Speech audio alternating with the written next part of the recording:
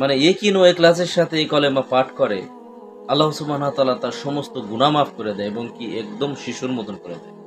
সে যদি ৮০ বছরের একটা কাফেরও হয়, তারপরেও আল্লাহ সুবহানাহু ওয়া তাআলা তার গুনাহ একদম মাফ করে দেয়। তো একবার মুসা আলাইহিস সালাম আল্লাহ তাআলাকে প্রশ্ন করলো, হে আল্লাহ, যে আমাকে এমন একটা ওজিফা দিন যে আপনি পূর্ববর্তী মানে আগের কোনো উম্মতদের দেন নাই। আল্লাহ সুবহানাহু ওয়া তাআলা বললেন যে পড়ো লা ইলাহা ইল্লাল্লাহ। তখন মুসা আলাইহিস সালাম বললেন, ইয়া আল্লাহ, এই কলেমা তো আপনি আগের উম্মতদেরও দিয়েছিলেন, আপনি কমন কিছু দেন। তখন আল্লাহ সুবহানাহু ওয়া তাআলা বলেন যে, হে মুসা, তুমি কি জানো যে এই কলেমা কত ভারী আর কত দামি? যদি এক পাল্লায় কলেমা রাখো আর অপর পাল্লায় ৭ আসমান ৭ জমিন রাখো, তাহলে কিন্তু এই কলেমার পাল্লা ভারী হয়ে যাবে। সুবহানাল্লাহ। আল্লাহ তাআলার আরশের সামনে একটা খুঁটি আছে, খুঁটি।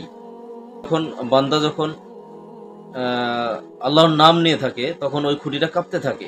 তখন জিজ্ঞেস করা যায়, খুঁটি কাঁপস কেন? মানে দুনিয়াতে, তখন সে বলতেছে, দুনিয়াতে যারা লা ইলাহা ইল্লাল্লাহ পড়ছে কিন্তু তাদের এখনো গুনাহ মাফ করা হয়নি।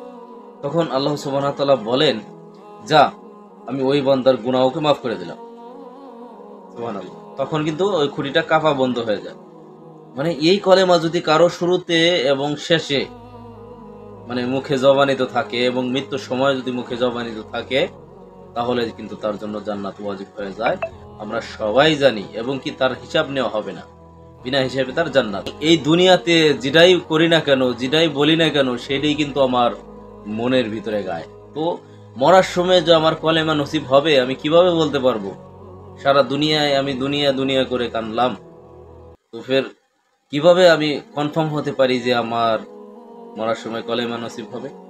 তো তারপরেও আমরা চাইতে থাকবো ইনশাআল্লাহ, বেশি বেশি কলেমা পাঠ করব এবং অপর ভাইকে দাওয়াত দিব এই কলেমার মানে কি লাভ, হ্যাঁ, তো সেটা জানিয়ে অপর ভাইকে দাওয়াত দিব এবং কি নিজেও পড়তে থাকবো ইনশাআল্লাহ।